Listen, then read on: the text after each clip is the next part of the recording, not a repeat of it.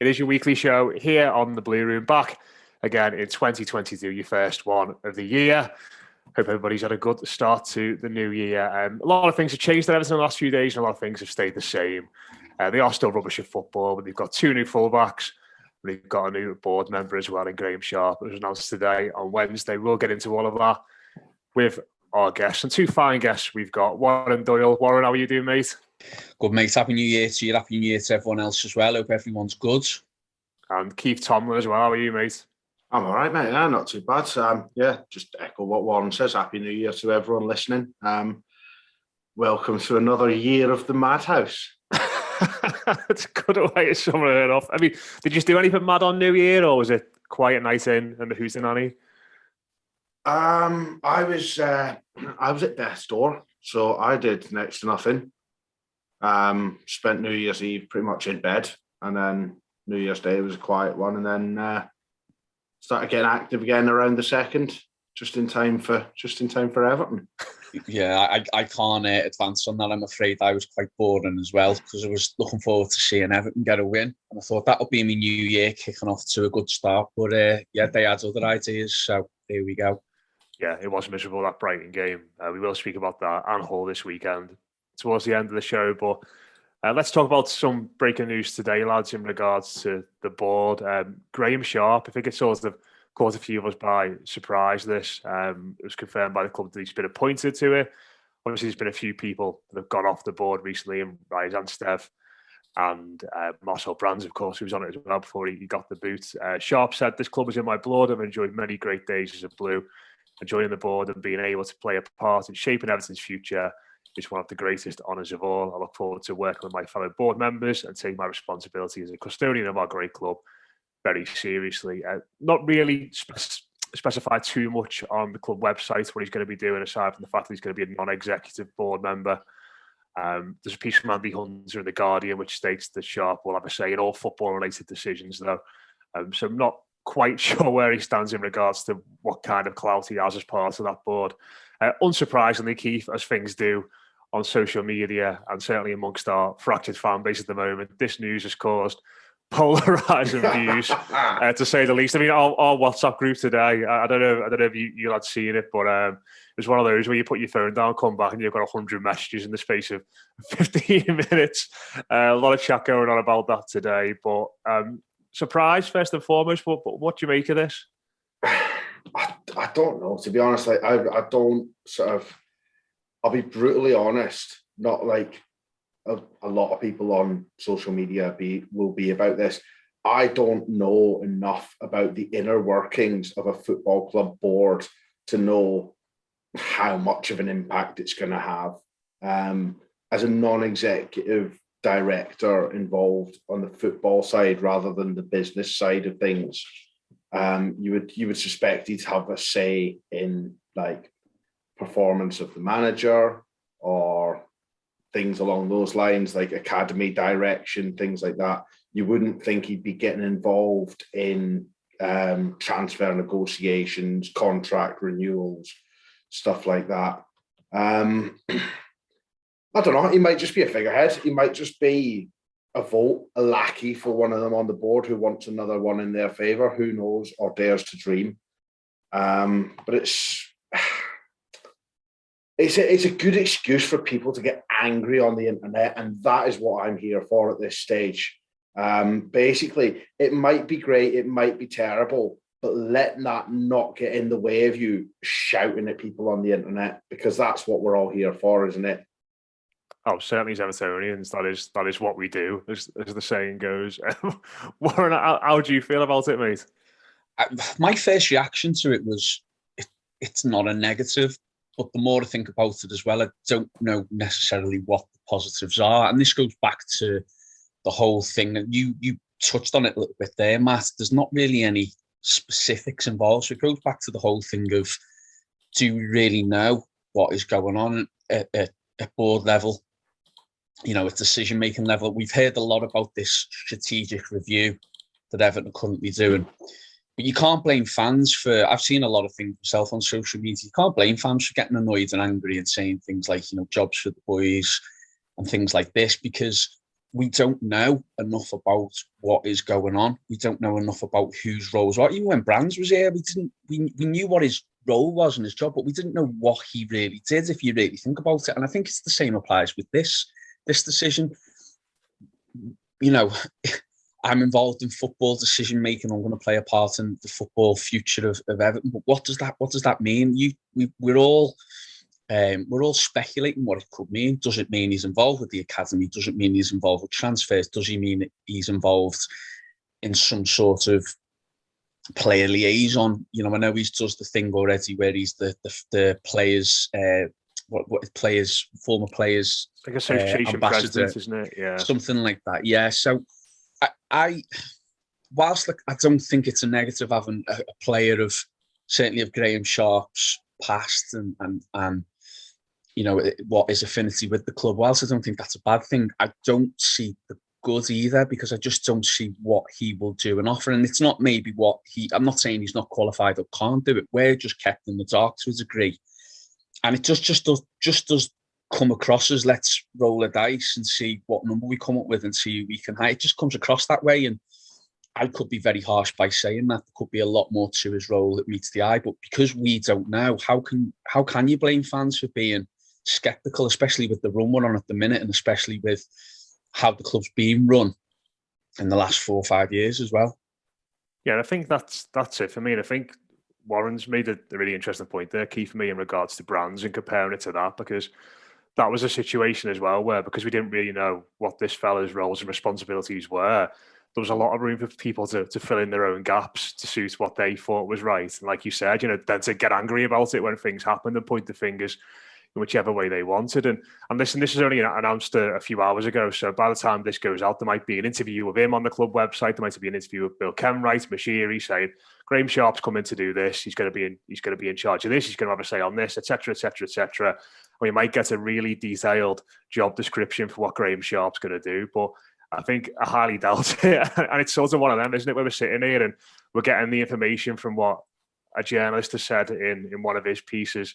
We had a few nice quotes from Sharp, we had a few nice quotes from 𝗂𝗏𝘆𝘆 on the club website, but it just feels as though there's sort of a lot of grey around this, well, which I suppose could be quite suitable for Graeme Sharp, I suppose, given his former partnership with Everton. Sorry about that one.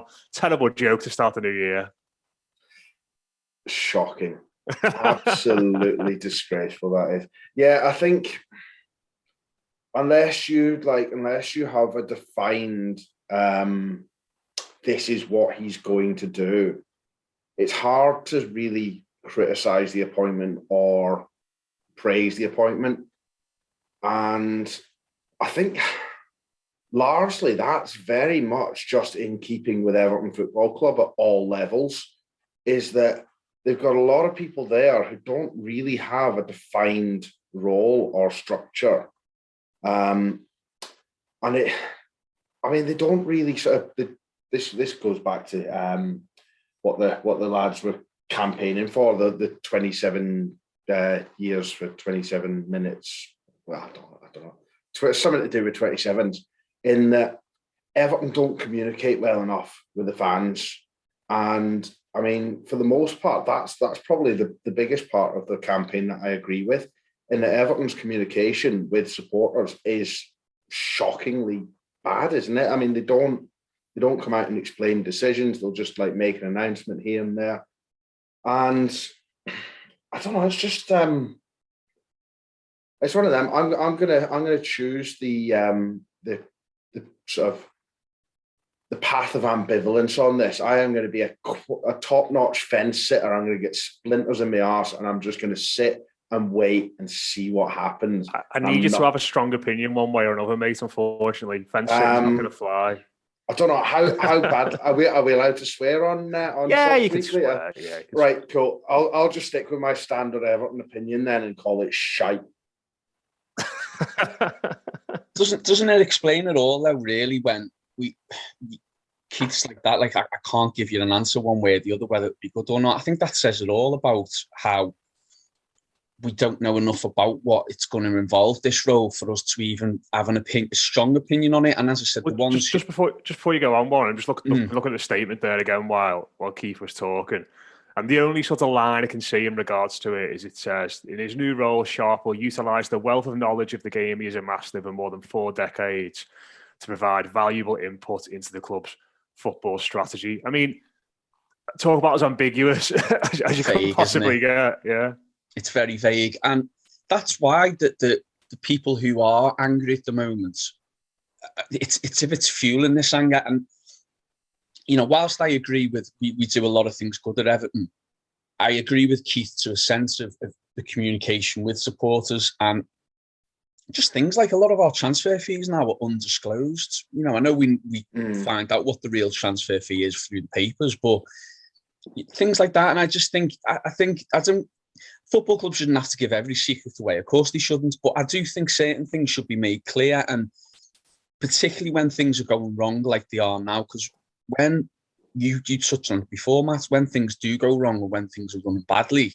or seem like they're running badly, people are going to fill in the gaps. And when them gaps get filled in, it's just filled with rumour or it's filled with half-truths. And unfortunately, it just leads to negativity around the club. And I think there's a massive lot of that at the moment, which they're not helping themselves by not making exactly clear what he's doing, because it just looks, as I said before, like to the people and to the fans who are upset at the moment, just looks like another one ex-Evertonian being looked after. And it's a shame, really, because for what Graeme Sharp did to the club, he deserves probably better than that. But unfortunately, I don't blame people for thinking the way they have been and the way they've reacted on social media. No, I think that's fair enough. And we sort of asked people on Twitter what they thought of it. Jim Keegan has gone down the Keith route of saying it might end up being a good idea, but realistically, when did the club last make a good appointment of any kind? If you were going on probability, then it's probably a shite move. Mike Blakey said thought Jose Baxter was overlooked, to be honest. Wayne Brown said embarrassing appointments, would be amazed if anyone not connected to the club thinks otherwise. And Mike Sullivan said, I think people need to chill out a little bit. Did anyone say jobs for the boys when Baines was given a role in the academy? I think anything they do at the moment is going to cause this kind of outcry, bar Sack and Benitez, which I advocate. So, bit of a mixed bag, really. I just sort of think, like, yeah, for me, if the club had said, well, this is how Graeme Sharp is prepared for this role, this is the experience he's got of the modern game, I don't know if he's been doing work towards that, or whether he's gone away and looked at it, or he's been doing his homework in regards to what it takes to be on a board of a company this big, what it takes to make it be positive in modern football and progress. But we don't know if he has been doing any of that or not. And as a result, there's plenty of room to speculate. So yeah, keep your thoughts coming in on that on Twitter if you want, at the Blue Room EFC. If you've got any thoughts on that. Let's move on. Let's try to chat about something we are sure of, and that is Everton have signed a really exciting fullback in Nathan Patterson. And I'm glad you lads are both on, because I think he's a player that a lot of people maybe haven't seen tons of. I know Keith is a staunch Scotsman. You would have seen him play a few times at Warren as well. Big fan of all things Scottish footy and the national team. Seen plenty of him. Warren, before we even started recording, we were speaking a bit about this, lad. You said you're really excited by the acquisition. Can you give the listeners an insight into why you think this is such a good deal for us? Yeah, I do watch a lot of Scottish football, and I watch a lot of the national team. And I just find it enjoyable to watch. And he has burst onto the scene, really. He's not played many games. I think it's been noted that he's not been involved, Patterson, with Rangers a lot. And that is simply because of James Tavernier. James Tavernier, for those who don't know, is club captain up at Rangers, and he is a bit of a talisman for them, if you like. He has been a player that has stuck with them through dark periods up there at that club, and he's sort of come out the other end. And obviously, with them winning the league last year, he's seen as one of the guiding shining lights, if you like, that has guided them through those dark times into being more successful as they were last year. So it's going to be hard to displace somebody like that, who is going to go down as a true club legend. And I think that's probably why he's not played as much as he would have liked. I think in an ideal world, Rangers would have liked to have played him more as the season went on. And then as the following seasons came, he would have been more and more involved and, become more of a starter over Tavernier. But unfortunately for Rangers, and positively for us, we've obviously been scouting this lad, and we've decided it's a priority position for us to fill in this right back position. So it's the type of signing, I must say, that I've been wanting us to make for years in terms of his profile, the age of him, the position of him, the sort of type of signing we should have been making years ago. A young, hungry, aggressive player. He's got many strengths. He's strong in the tackle. He's going to get criticised for his defending at times. I think he may need a bit of time to settle up in the Premier League. You know, it will be tougher for him. He played a game against 𝗧𝘂𝗆𝘆 Prague in the the Europa League last year, and he had a bit of a torrid time against their left winger. And first half they got pretty overwhelmed by it, I think, and then the second half they came out and Rangers got back into the game a lot, and he tightened up his game a little bit defensively, didn't get forward as much, and just sort of sat in a little bit more and offered that bit more protection. So he's got it in his game to adapt, but his real strength's going to be getting forward. And as we know, the modern day game is about fullback getting forward and attacking. So with his height, with his strength, with his power that he's already got at 20 years of age, he's got an eye for goal as well. He can cross a ball, which is going to be really positive for us, especially if we've got 𝗂𝗏𝘆 in the middle looking to feed off his crosses. That's going to be to our advantage and will work for us. So I'm really excited. Now, with any signing, it could go wrong, but I think out of the two, I don't know much about Mykolenko at all, but out of the two signings we've made, I'm really excited and really, out of all the negativity with Everton this week, this is something really positive because it shows me that at least we're starting to look at our recruitment a bit better rather than paying big money for aging players who are probably on their last big contract and having it with Everton and then no resale value. I think this represents the total opposite of that. And just one more thing I'd like to add as well. Steve Clarke's done an amazing job with Scotland. Obviously, they've improved massively. And he's not one to sort of go with the same 11 every game. Steve Clarke, he is open to bringing in new. But what you've got to remember is that Scotland team was the first team to get into a major championship in 20 odd years. So for Nathan Patterson to come in and start against Moldova, who we played against in the last qualifying game, before they played Denmark at home. And it was a key game for Scotland because they had to win to get to the playoffs. If they didn't win, they would have had to play Denmark in the last game. And Denmark, as we all know, have been very strong lately. And for him to throw him in away from home in a big game like that, I think that shows a lot of the faith that Steve Clarke had in him. I think it shows a lot of the faith that Steven Gerrard, when he was manager at Rangers, had in him, and then continually with Gianni van Bronckhorst, who's the new Rangers manager. So for me, it's a very positive sign. Whether or not he'll do the business right away, I don't know. But I think it's the exact type of sign we should be making, and I'm very happy with it. No, it's really exciting when you put it like that. And I think, Keith, I mean, it'd be great to get your thoughts on him as a player as well. But I think something that Warren sort of said there in regards to his appearances in Europe, obviously playing at Ibrox, which is an intense, unforgiving crowd, playing on the big stage for Scotland and doing well, chipping in with a couple of goals. It's going to be a big step up for him in terms of quality on a week-to-week basis, but it seems as though he's a lad with the right sort of temperament to make that step up based on what we've seen from him so far. Yeah, certainly. Like Warren's probably seen a lot more Scottish football than I have. So I'll bow to his superior knowledge on it. But yeah, like he has, like, most of what I've seen of Patterson has been playing for the national team.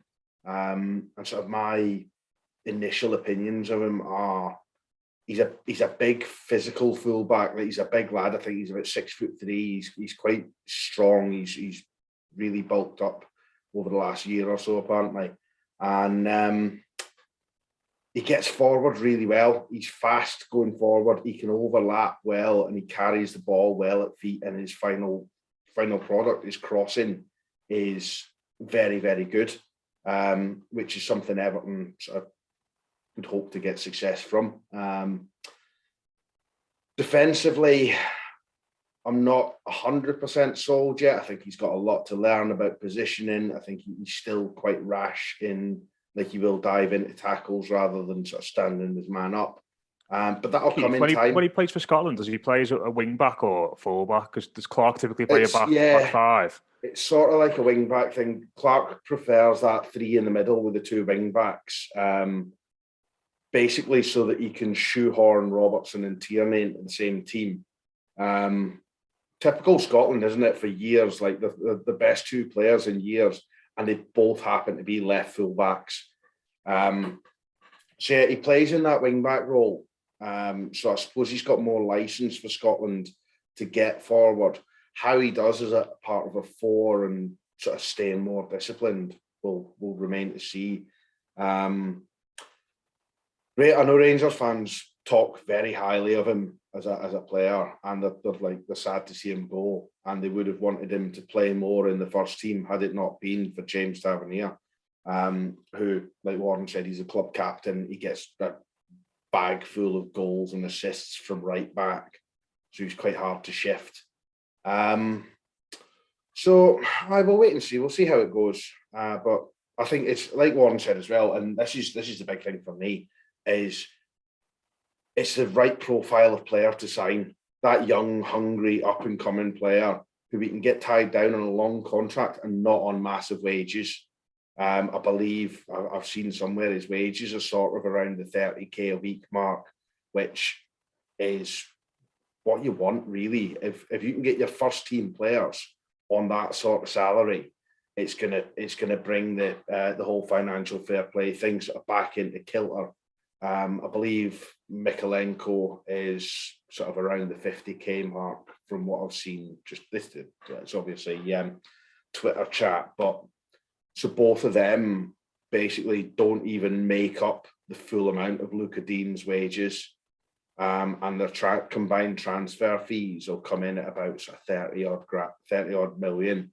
If we can somehow get 30 odd million for Luca Dean, then we've effectively replaced one senior player. I won't say aging player because he's only 29, but we've replaced a senior player who's going to need replacing in the next few years with two players who could be around for a decade or could be around 5 years and sell them for a big profit, you know. So it's a positive step forward in terms of recruitment. We're not just signing flash in the pan, flavour of the month wingers, giving them 100 grand a week on a 5-year deal, and then they just don't do the business. So yeah, happy with it overall. Is it a bit of a concern? I mean, either of you feel free to jump in here, but I agree with everything you both said in regards to the profile of the player, the wages, the cost of them as well. We're not breaking the bank necessarily to sign these lads and giving them massive contracts, but I am a little bit worried that they're both coming into a situation where the team is in utterly rotten shape. And it's not as if Everton are, between 8th and 12th in the Premier League and we're sort of, just bobbing along as we tend to do. And, typically in recent years, we've had our relegation scares, in inverted commas, we've sort of come out of it by now, haven't we? And we've made our way up the table a little bit and we thought, actually, this is all going to be fine. It sort of feels like these lads are coming into a situation which is as bad as it has been in recent years. They're both young. Neither of them have played in the league before. It could be a bit of a baptism of fire for both of them.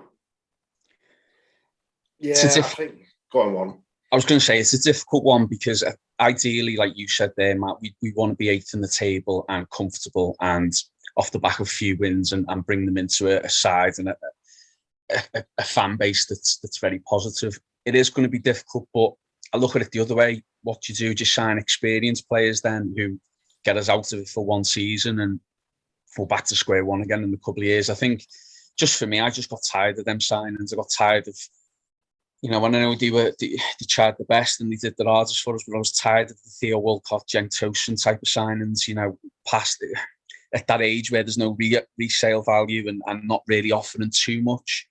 With this, at least there's incentive there. Keith was talking about wages as well before. There's incentive for them both. If they perform well, they're going to get new contracts down the line on bigger money. And if they do really well, it could be the topic of Champions League clubs in the future. So there's incentive there for them to do better. And that's the way we've got to go. We've had for too long, too many players who have either down tools for the managers or it's too easy for them. And we need to make it competitive at Everton again. And for me, this is hopefully what these two signings will bring. But with any two signings, there's going to be risk.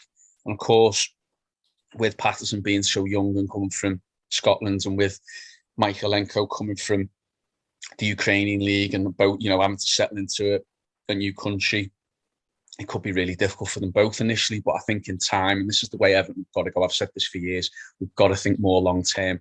So I think this will benefit us long term, but we need, as you alluded to there, Matt, we need to get through the short term. We need to get through it quick. I mean, and just before, I know you wanted to make a point, Keith, as well, but no, this is something you're really passionate as well about, is Patterson also has been given the number 3 jersey. Where do we start with that? I mean, stop moaning, lads, about everything. Yeah, apparently he's played left back a few times this season for Rangers. Genuinely, I'm actually not one to moan too much about Everton-based things. Like I'll just smile and nod and you accept it after a while. But this is up there with the Samuel Eto'o number 5 debacle.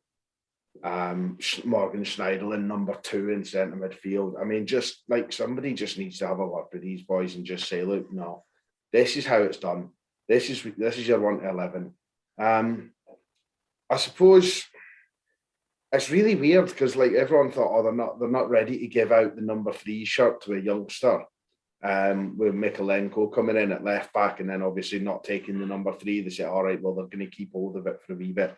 And then they give it to a right back who's even younger. Has Mykolenko got a number yet? He's 19.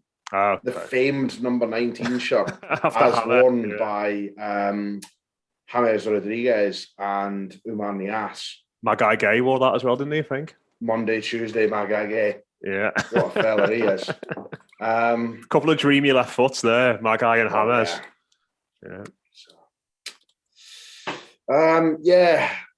It is. It's going to be, I think it's going to be easier for Patterson to ease in because he's got Coleman there who'll probably, for me, play more often than not for the remainder of this season.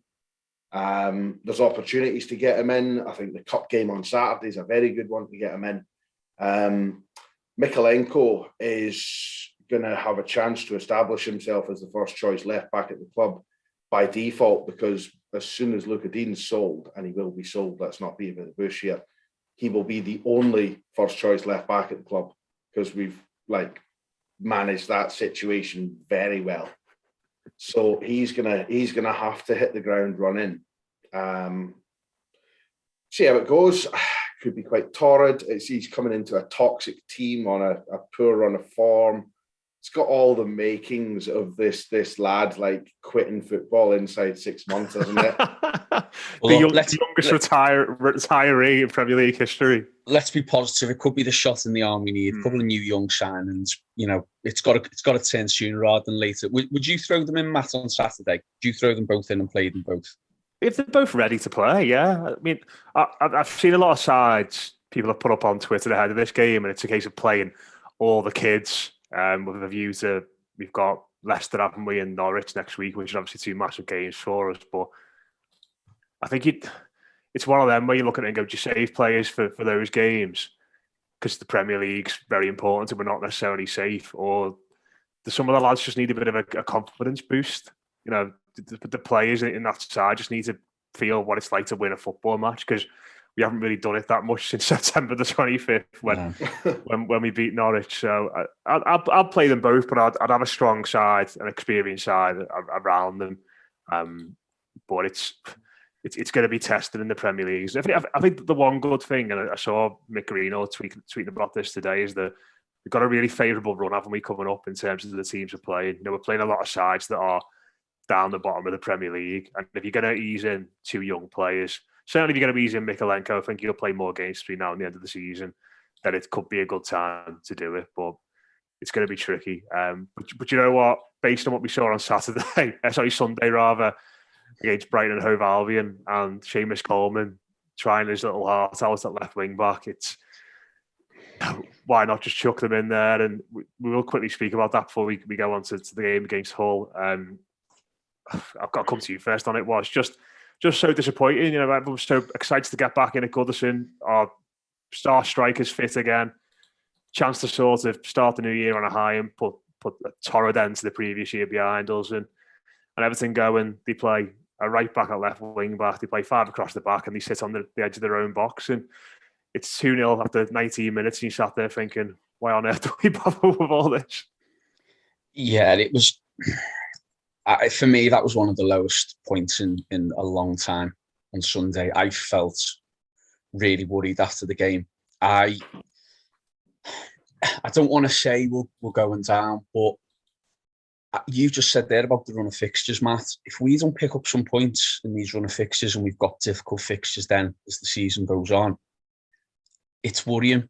And, I think Newcastle will get out of it. I just think by the virtue of the fact they're going to spend money and, they played decent against Man United and they're going to bring in players, I think they will get out of it. It's whether or not we get sucked into it. We need 7 wins to guarantee 40 points. We've played 18 games, so we've got another 20 games left. Are we going to get 7 wins in 20 games? You'd hope so. I'm just very worried if something doesn't change quickly. And I just don't want to get to sort of February and be still down there. I'd like to, I'll take finishing mid-table, whatever, this year, because we are in, for lack of a better word, we are in transition. And they're not going to get rid of the manager, no matter how many, no matter how much people want it. He's not going to do it because he doesn't necessarily want to be seen as failing again and bringing in the wrong person again. He's going to give this manager time. So we can't hope for that. We can't expect that. So we've got to give it time. And I know people are going to be listening to this saying, what are you on about? If we're losing every week, how can you give someone time? But the scattergun approach we've had in the last 4 or 5 years with Everton cannot continue. It cannot. You can see the effects of it now, what's happening with the team now. So going back to Sunday, I just think that was the lowest point I've felt in a long time. And you'd hope that from that now we start seeing some green shoots of revival. It's just hard to see where it's coming from. I thought we got there after the Chelsea game. I thought that was a brilliant performance. I thought that was a team that showed heart. I thought that was a team that showed they cared. And I thought to go away to Chelsea, even though they're not doing great at the moment, they're having their little bit of a slump, to go with the team we had and to turn up at Stamford Bridge, a ground we're notorious for doing really poor at. I thought that was going to be the turning point, and I thought we may see now a different Everton. And then he just comes crashing back down to earth against, let's be honest, a decent Brighton side, who we played really well against early on in the season, don't forget. And I thought, this will be the game now where we progress from that and we move on. And to see us just sort of limp in and wave the white flag so early on was just terrible, really. Just really low feeling, really anxious feeling at the end of that about where we go from there. But, listen, again, got the signings. I thought Anthony Gordon again was fantastic. One of the bright sparks. We just got to hope now that we can build on those players and just see if there's a change and see if, hopefully get Charlison back as well sooner rather than later and get us climbing that table.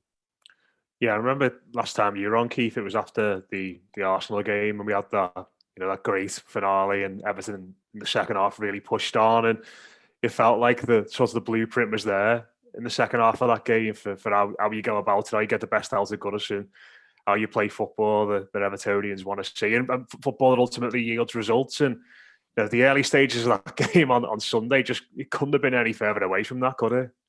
Oh, it's just abysmal, wasn't it? Just like, the slowest possible start. I don't think we touched the ball in their half until after they'd scored, which is just still getting over last week. 2 seconds. Just going to fill the dead area while Keith coughs his guts up. Very, very, very respectful of you to put yourself on mute there, mate, anyway, so people didn't hear that. Are you ready to go again? Right, let's try that one again, shall we? Yeah, but I have a little, if you're watching on the YouTube one, I do have a little test here that I've done today that says I don't have the Rona. Good stuff. Just a cough. So, where were we? Yeah, I don't think we touched the ball in their half until after we were losing 1-0, which is it's not great, is it? It's less than ideal. It was just insipid, and to be honest, it was one of those. It's one of those where I could feel it walking up to the ground. There wasn't that sort of, like you say, oh yeah, we're all excited to get back to Goodison after a break. And that, it didn't feel like that to me. It felt flat around the ground. Normally, even when Everton aren't playing well, there's always like a little bit of a buzz in the streets around the ground. To me, Sunday, everyone's heads were down from the start. I don't know if it's like New Year hangovers or that kicking on, and even in the ground, as the teams were coming out, it just felt a little bit like nobody was really wanted to be there. It was very much that sort of the Homer Simpson meme from The Simpsons, where it's hurry up and lose so we can go home. I just had strong vibes about that, and like they were just crap. Like, I mean, you could point out a couple of exceptions. I think John Joe Kenny had a good game. I think Anthony Gordon played very well, minus his set piece taking, putting 2 corners straight out for goal kicks. Forgot about that. They were just garbage, weren't they? Like absolute hot garbage. I never want to see Mason Holgate in an Everton shirt again. That's one of the worst centre half performances I've seen. He never got near the ball at any point whatsoever. Michael Keane trying to shoot from 40 yards on his left foot. That was fun, wasn't it? And then, yeah, like we say, the team that he put out, the formation he put out, what it boils down to is he's put a personal vendetta against the good of Everton Football Club by picking that team, because you've got a French international left back on the bench, fit enough to play, and you don't play him because you've fallen out with him. He's put himself above the club there, and he should have been sacked on the spot for that. As soon as that final whistle went, that defeat's on him because of the team he's put out. And it's not because of tactics, it's not because of who's available, it's because of a petty vendetta against someone who spoke out against him. Whether or not Luca Dean was right to speak out against him publicly, I don't know. It's not for me to say. But if you're putting like your personal feelings ahead of the good of the football club, then you should not be within 100 miles of that football club. And he should have been sacked for that. Like, he should have been sacked for a lot of things previously. But for me, that's unforgivable. And he shouldn't still be manager of Everton Football Club right now. It did sort of feel, Warren, as though there was, and I don't know what it was, but it felt like there was some kind of ulterior motive by having Digne in the squad on the bench, but not bringing him on. I mean, why even have him there if you not intend?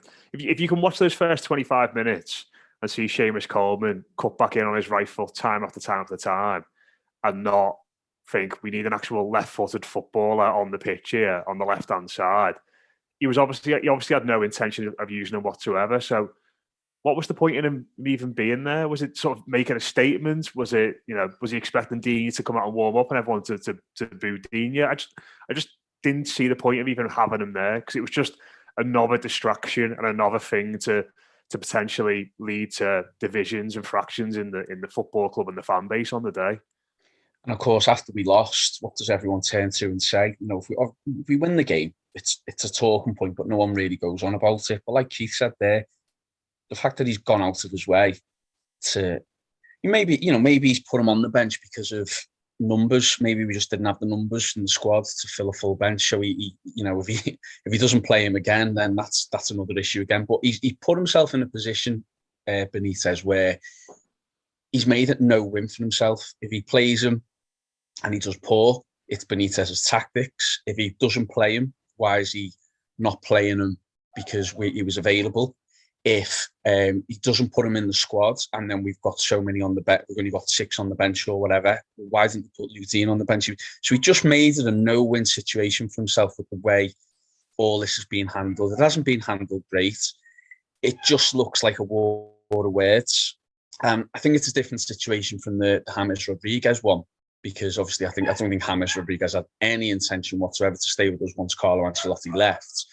But it's a similar situation in the sense of it's just, you're not a part of my team, so you're on the outside of the circle basically. And yeah, it's just very strange. But to even bring him on, have him on the bench, like you said, Matt, but he's made this a no-win situation for himself.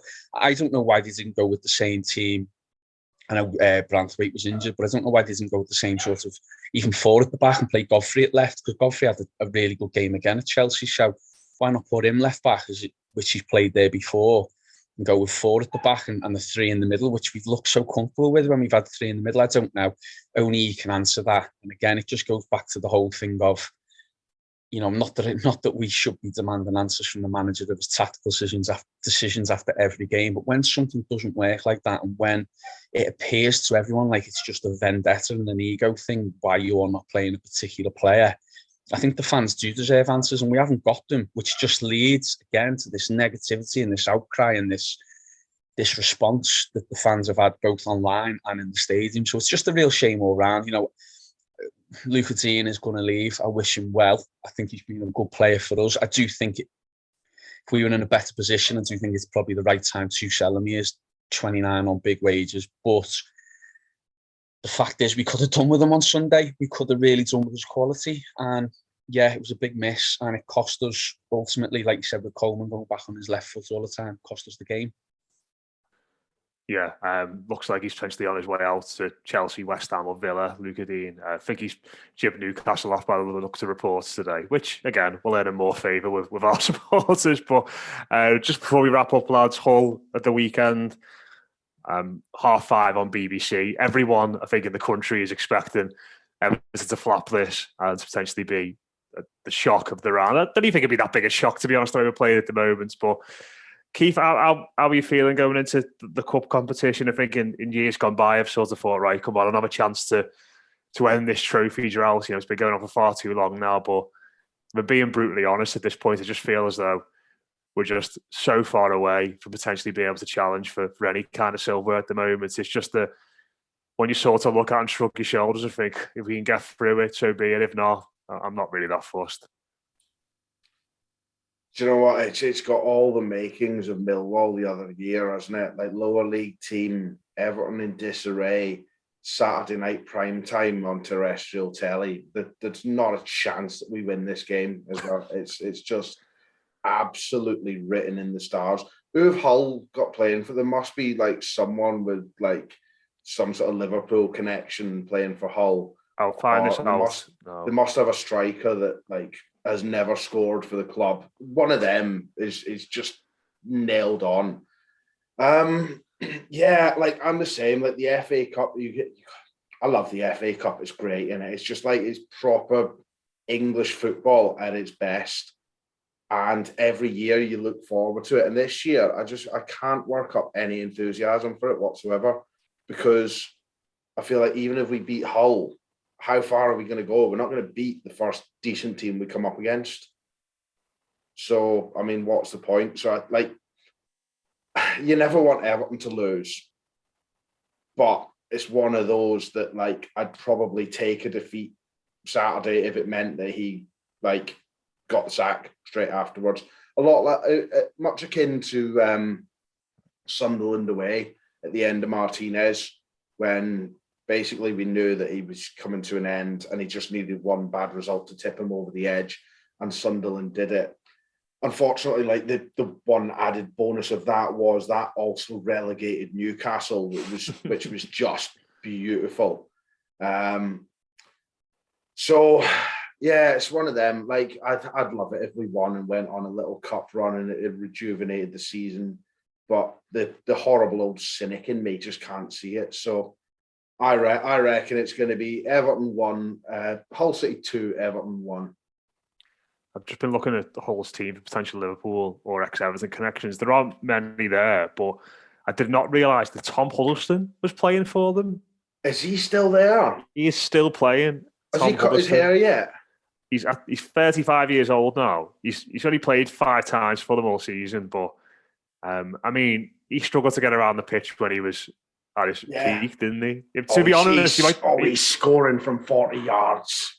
He might look dead mobile against our lads in midfield, to be honest. Warren, how are you feeling ahead of this one, mate? Any positivity to lift me and Keith's mood going into this game? I want to be positive. It's got all the hallmarks, like Keith said, hasn't it? It's, they've got nothing to lose. They haven't had a great season. I think they're struggling in the Championship as well, and they've had I think they've had to sell a lot of players to sort of fund. The 19th, they haven't won the last 4, lost the last 2. It could spell disaster if we get beat. I think if we win, it could be a really positive thing. Like you said earlier, Matt, it could be this team aren't used to winning at the minute. I think to get that win might just give a bit of relief to them all. It's a massive, massive game for us. I think we've got to go there with full strength, to be honest. I mean, do you think he will? I don't know, because we've got the game Tuesday, but then we haven't had a lot of football recently. So I think get these players playing, just get them in full strength side, get them playing. You know, we could go on a nice little cup run. You know, we don't want to just cup run. Of course, we want to win it, but I can't see that happening this season. So, is the replays if you draw, or is this if they scrap that? They totally scrap that. No, they've been that. So penalties potentially. Yeah. So I think. Hopefully Begovic isn't in goal for that. Even if he plays Begovic and it's going to penalties, take him off and put Pickford on based on what we saw against QPR. Yeah, I think we've just got to roll our sleeves and go for it. And the pressure's all on us. They're expected to get beat. We're not. We'll take a big crowd there, so there's no hiding for them players on Saturday if they're poor. But yeah, we need a win. We need a win from somewhere quickly, because if we don't, I do worry what will happen. But and as I said, hopefully these signings and different things will be the shot in the arm we need. But we've got to somehow turn this negativity around. We've got to somehow not be as apathetic as you know. I'm guilty of it. I've been apathetic towards the team and the club lately, because that's how it's being made to feel. We're just used to it now. We're used to same old, and it's almost becoming a chore to go to Goodison, I think, for a lot of people. But we've got to get over this somehow. We've got to get Everton back to have some sort of spirit in the team. And as I said earlier, I thought we had that against Chelsea. So we are capable of it. You just got to do it more often. So yeah, why not start Saturday? I'm not hopeful, but why not start Saturday? There's a crumb of positivity anyway, Matt, for you. There we go. Good way to end it there. Hopefully we don't see any pictures of Rafa Benitez looking. Was it that picture where Marco Silva looked completely dejected after the Millwall game? Was it that one? Was that the Millwall one? Was it where he looked like he'd been out on like a 4-day bender? It looked like he just got home and realised he'd lost his house keys, his bank card, and his wedding ring. Yeah, I was going to say it looked like the Dementors from Harry Potter had been at him, but I think yours is a better summary of that. But I haven't seen Harry Potter, so they suck all the joy and happiness out of you. That's these creatures. So that's Everton. Everton are a Dementor. There we go. Right, we'll leave it there anyway. Try to finish on a positive point of view of Warren's points, but dragged it back to soul-crushing disappointments. But that is it for us today. If you want to hear more from us, do come and join us on Blue Room Extra.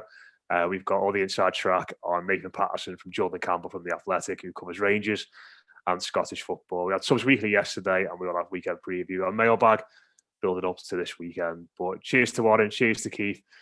Fingers crossed things start to turn around this weekend. We'll speak to you again soon here on the Blue Room.